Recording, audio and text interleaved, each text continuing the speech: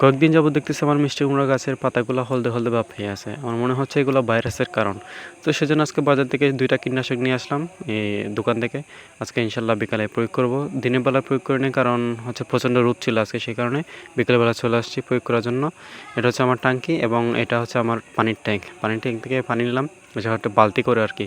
তো এক বালতিতে 5 লিটারের মতো পানি জমে মনে হয়। তো এইভাবে করে ট্যাঙ্কিতে পানি নিয়েছি, এক হাতে মোবাইল আর এক হাতে পানি নিয়েছি।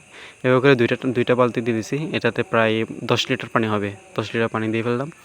কীটনাশকটা নিয়ে আগে দেখলাম যে এখানে কয় মিলি হারে দিতে হয়। দেখলাম যে 0.5 মিলি হারে প্রতি লিটার পানিতে দিতে হয়। তো সেই পরিমাণে আমি 10 লিটার পানির জন্য 5 মিলি নিয়ে নিলাম। 5 মিলি নিয়ে ভালো করে তারপর হচ্ছে একটা চাকি নিলাম, বোতলে চাকি নিলাম, নিয়ে তারপর হচ্ছে আমি বালতিতে দিলাম হালকা পরিমাণ পানিতে, ভালো করে ভিজানোর জন্য। কয়েক মিনিট ধরে ভিজাচ্ছি যাতে ভালোভাবে পানির সাথে মিশে যায়। এরপর হচ্ছে আমি এই পানিটা আমার ওই ট্যাঙ্কের পানির সাথে আমি দিয়ে দিলাম। তারপর হচ্ছে দিয়ে দেওয়ার পর ভালোভাবে দিতেছি যাতে পানি বাইরে না পড়ে, কারণ এটাতে সব কীটনাশক।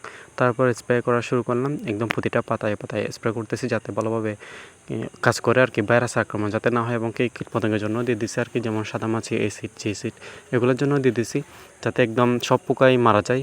তবে আমি প্রতিনিয়ত কীটনাশক ব্যবহার করি না, সপ্তাহ থেকে 10 দিন অন্তর অন্তর আমি কীটনাশক ব্যবহার করতেছি। যেভাবেই আমি আমার গাছগুলোকে পরিচর্যা করতেছি যাতে আমার রাসায়নিক কীটনাশক দিয়ে ফলন ফলাতে না হয় আর কি।